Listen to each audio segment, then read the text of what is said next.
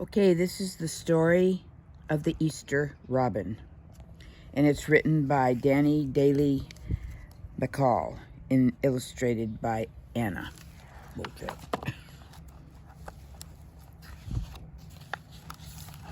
What's the matter with her gran? Tressa and her grandmother had watched two robins carry twigs, cat hair, and string to build a nest on Gran's window ledge. Now the bird wiggled, tail twitching, while its red-orange breast rose and fell. "That's Mama, just molding her nest for a good fit," Gran answered. But Tressa worried. It was still 2 weeks until Easter. A million things could go wrong when a robin tried to nest this early. The next day, Tressa ran straight to Gran's after school. Gran showed her the surprise. In the center of the nest lay one perfect egg, the color of a spring sky. The father robin sat on the branch nearby, guarding his family. Tressa spotted raccoon tracks below and a big jay eyeing the nest. "Gran, how are we going to keep the egg safe?" "We'll have to leave that one to the Creator," Gran said. Over the next 3 days, the robin laid 3 more eggs. Tressa watched the mother robin nudge her eggs before huddling onto them again. "Turning her eggs keeps them from freezing," Gran explained. See that bare spot on her red breast? God made her so she could warm her babies through that brood patch. Tressa hoped that would be enough. The day before Easter, a cold snap hit. Frost laced the window pane and whitened the nest. "Now the eggs will never hatch, Gran," Tressa cried. "We'll have to trust the one who watches the sparrow and the robins," Gran said. "Now come with me. It's about time we saw to some other eggs." Gran got some eggs from her refrigerator. She poked tiny holes in the top and bottom of each egg. Then she blew the gooey insides into a bowl, leaving the shells in one piece. "I'll show you how to make a Osterkervogel, Easter birds. It's an old Pennsylvania Dutch tradition I learned from my granny." Tressa blew half-heartedly on her egg. All she could think about was the real eggs inside the cold, or outside in the cold. Gran dipped her eggs into blue-tinted water. When she lifted the egg from the dye, it was robin's egg blue.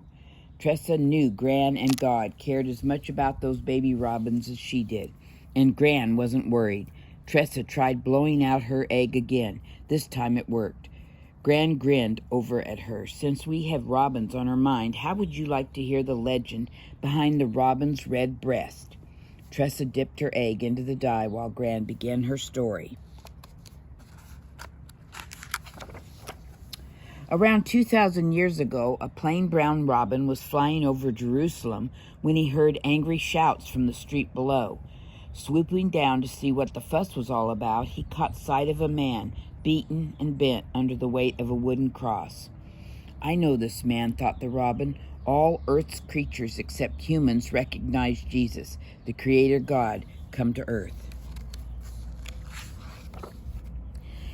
At first, the robin thought he saw a nest on Jesus' head, but when he soared closer, he understood the nest was a cruel crown of thorns. "I must help the master," thought the robin, but what could he do? Jesus stumbled as a whip snapped. He fell, and the thorny crown dug into his head. The robin, filled with compassion, flew at the crown and tried to knock it off Jesus' head, but the crown wouldn't budge.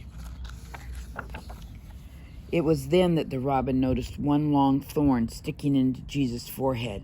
The bird gathered its strength, grabbed the thorn in its beak, and tugged. The thorn gave way, and as it came out, a drop of Jesus' blood fell onto the robin's breast, staining it red from that day to this.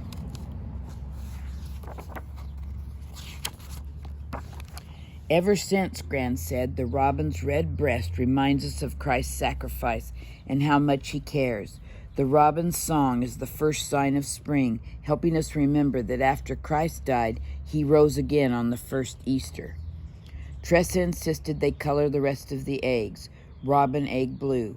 Gran taught her how to cut wings, heads, and tails from the Easter birds they'd hung from trees in the morning.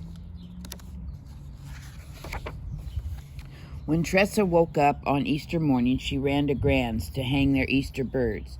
As she tiptoed beneath the robin's nest, something crunched under her shoe.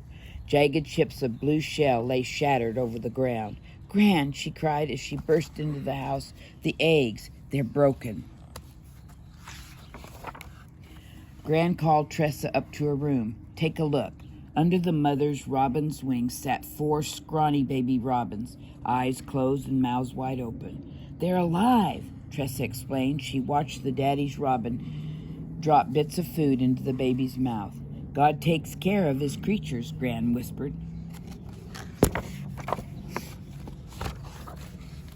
Through the window pane, Tressa could see the robin's red breast, bright against the sunrise. She was sorry she ever doubted God's care. From then on, whenever she saw a robin or felt worried, she'd think of the legend, and she'd remember all Jesus went through on that first Easter.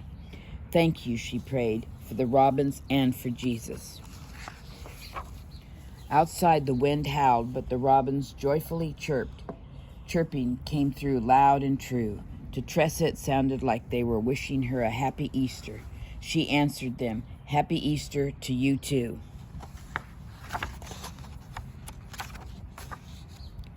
About the story of the Easter robin. The legend of the robin's red breast is an old Pennsylvania Dutch tale. The point of the legend is a celebration of the robin's compassion and of Christ's sacrifice. The Pennsylvania Dutch are also given credit for bringing egg coloring to the United States and for being the first to decorate trees with Easter birds. We can use traditions and symbols to strengthen our faith and help us remember. The robin is a sign of spring, and it can remind us of Christ's love for us, his death and resurrection. Birds' nests help us remember Christ's crown of thorns. The first Easter baskets were made to look like nests. The robin's red breast is a symbol of Christ's suffering and love. Easter eggs remind us of our new life in Christ.